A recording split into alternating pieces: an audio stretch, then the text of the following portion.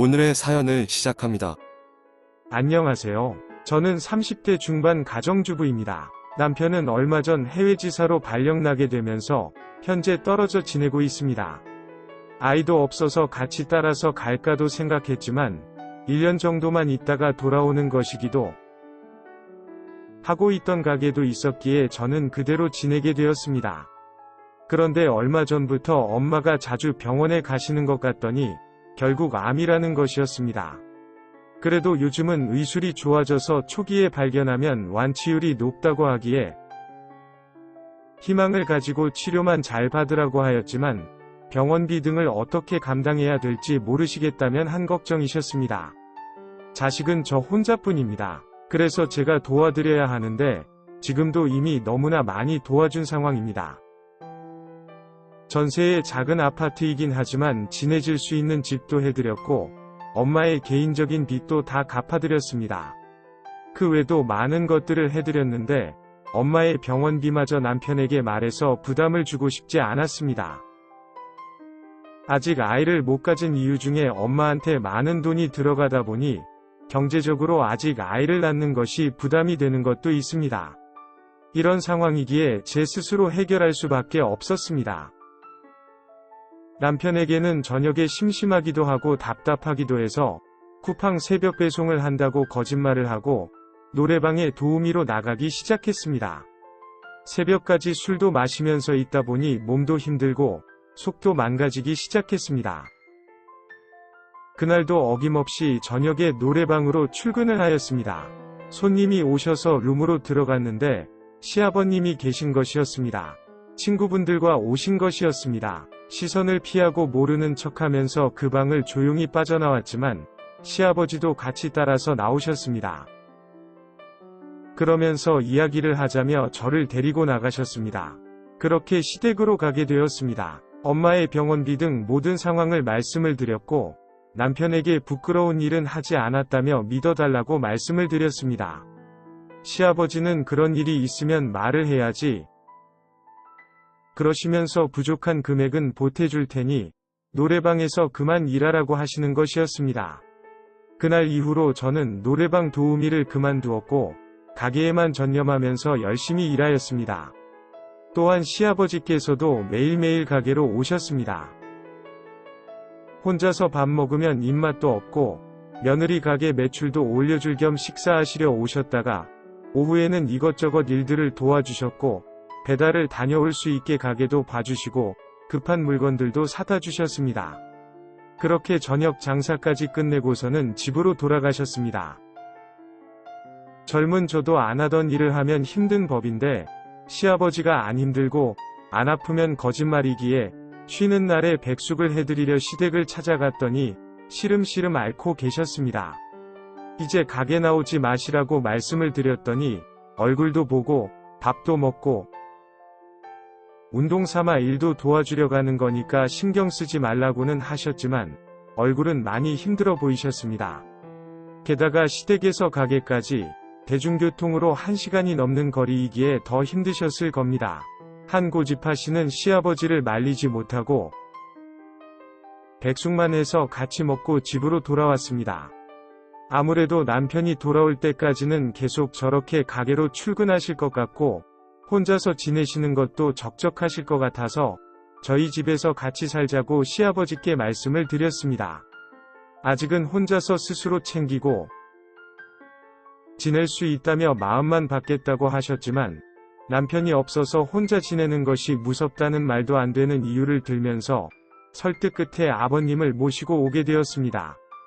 그렇게 같이 새벽에 제가 먼저 출근해서 일을 하고 있으면 점심때쯤 오셔서 식사를 하시고서는 저녁 장사까지 하고 같이 퇴근을 하였습니다. 그날도 평소처럼 퇴근하는 차 아니었습니다. 아버님께서 보수도 안 받고 열심히 일하는 가끔 회식은 안 시켜준다면서 시아버지가 쏠 테니 생맥주 한잔하고 들어가자고 하시는 것이었습니다. 그날따라 날도 덥고 힘들었기에 제가 산다며 주차를 하고 같이 아버님과 호프집으로 갔습니다. 몇 주를 같이 일하고 하루 종일 붙어 있다 보니 확실히 예전보다 아버님과 가까워졌고 호프집 사장님은 딸과 아빠인 줄 알았다고 하셨습니다. 그렇게 생맥주와 맛있는 안주를 먹으면서 아버님과 즐거운 시간을 보내고 집으로 돌아왔습니다. 밀린 빨래 등 집안일을 하고 있는데 조용히 아버님께서 저를 뒤에서 안으셨습니다. 화들짝 놀랬지만 갑자기 밀치면 다치실까봐 왜 그러세요 하면서 뒤돌아보았고 시아버지의 기습키스를 받았습니다. 오늘따라 시어머니 생각도 나고 외롭다면서 같이 시간을 보내주시면 안 되냐고 하시는 것이었습니다. 단칼에 이건 아니라고 거절을 하였어야 했는데 저도 미쳤는지 술에 취한 것인지 시아버지는 안고 말았습니다. 그날 그렇게 실수를 저질러 버렸습니다. 다음날 아침에 일어나서 다시는 이런 일은 없을 거라고 말씀을 드렸고 시아버지께서도 저한테 큰 실수를 저질렀다며 미안하다고 사과를 하셨습니다.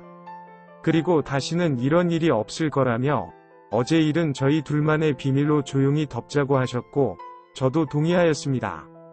하지만 그날 이후로 어색 분위기는 계속되었고 아버님도 제가 불편하셨는지 며칠간은 가게에 안 나오셨습니다. 친구들 약속이 생겨서 못 간다고 연락을 주시긴 했지만 그냥 저를 피하시는 것 같았습니다. 결국 제가 먼저 아버님께 말을 꺼냈고 서로가 서로에게 한 실수이고 서로 조용히 덮기로 하였으니 너무 어려워하시거나 불편해하지 않으셨으면 좋겠다고 말씀을 드렸습니다.